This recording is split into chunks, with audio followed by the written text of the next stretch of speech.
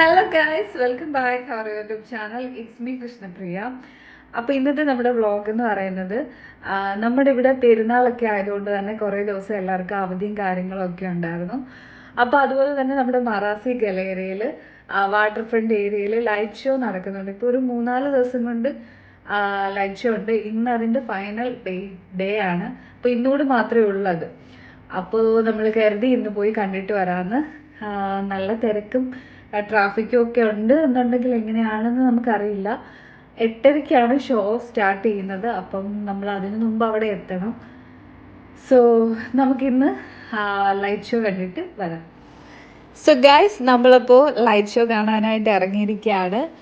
നമ്മൾ സത്യത്തിൽ പ്രതീക്ഷിച്ചത് ഭയങ്കര ട്രാഫിക്കും തിരക്കും ഒക്കെ ആയിരിക്കും എന്നാണ്. പക്ഷേ നമ്മൾ പ്രതീക്ഷിച്ച പോലെ അത്ര ട്രാഫിക്കോ തിരക്കോ ഒന്നും ഇല്ലാത്തതുകൊണ്ട് കറക്റ്റ് ടൈമിൽ തന്നെ നമ്മളവിടെ എത്തിയിട്ടുണ്ട്. ഇനിയാണ് നമ്മളുടെ ഏറ്റവും വലിയ ടാസ്ക് എന്ന് പറയുന്നത്. എന്താണെന്ന് ചോദിച്ചാൽ, ഈ ഒരു ലൈറ്റ് ഷോ നടക്കുന്നത് നമ്മുടെ മറാസി ഗലേറിയയുടെ അടുത്തുള്ള വാട്ടർ ഫ്രണ്ട് ഏരിയയിലാണെന്ന് നമുക്കറിയാം. പക്ഷേ അത് ഏത് ഗേറ്റ് ആണ് എന്നുള്ളത് കണ്ടുപിടിക്കണം. ഇത് വലിയൊരു ബിൽഡിംഗ് ആയതുകൊണ്ട് തന്നെ കുറേ ഗേറ്റ്സും കാര്യങ്ങളും ഒക്കെ ഉണ്ട്. അപ്പോൾ നമ്മളിനിയും പതുക്കെ ഇവിടുന്ന് അതിനെയും കണ്ടുപിടിച്ചതിന് ശേഷം മാത്രമേ നമുക്ക് ലൈറ്റ് ഷോ കാണാൻ പറ്റുള്ളൂ. സോ അതുവരെ നമുക്ക് ഇവിടുത്തെ കുറച്ച് ലക്ഷറീസ് ബ്രാൻഡഡ് കമ്പനീസ് ഒക്കെ കണ്ട് ഇങ്ങനെ പോകാം.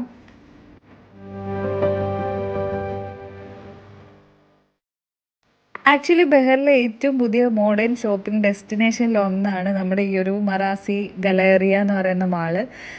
അതുമാത്രമല്ല, ഇതിൻ്റെ തൊട്ടടുത്താണ് നമ്മുടെ ബെഹറിൻ എയർപോർട്ട് വരുന്നത്. സോ അപ്പോൾ ഇതിന് മാളിന് പുറത്ത് നമ്മൾ പോവുകയാണെന്നുണ്ടെങ്കിൽ നമുക്ക് ഇവിടെ നിന്ന് തന്നെ ഫ്ലൈറ്റ്സ് ഒക്കെ പോകുന്നതൊക്കെ കാണാൻ പറ്റും. അതുമാത്രമല്ല, നമ്മുടെ ഈ ഒരു മാളിന് ഏറ്റവും കൂടുതൽ അട്രാക്റ്റഡ് ആയിട്ട് തോന്നുന്ന ഒരു കാര്യം, ഇതൊരു ബീച്ച് ഫ്രണ്ട് അറ്റ്മോസ്ഫിയർ കൂടി ആയതുകൊണ്ടാണ് കേട്ടോ.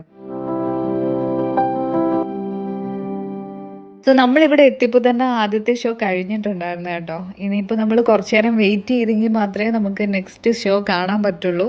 അപ്പോൾ നമ്മൾ കുറച്ച് നേരം അവിടെ ഇരുന്ന് റെസ്റ്റ് ചെയ്യാമെന്ന് കരുതി.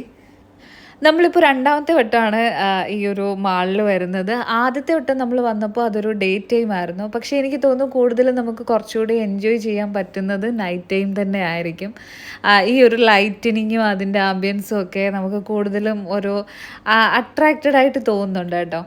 അപ്പോൾ നമ്മൾ ഫൈനലി നമ്മുടെ ലൈറ്റ് ഷോ നടക്കുന്ന ആ ഒരു പ്ലേസിൽ എത്തിയിരിക്കുകയാണ്. നമ്മളവിടെ എത്തിയ ടൈമിൽ ഒരു ലൈറ്റ് ഷോ ഓൾമോസ്റ്റ് തീരാറായിട്ടുണ്ടായിരുന്നു. അപ്പോൾ ആ ലൈറ്റ് ഷോ നമ്മൾ കണ്ടുകൊണ്ടാണ് അങ്ങോട്ട് കയറുന്നത്.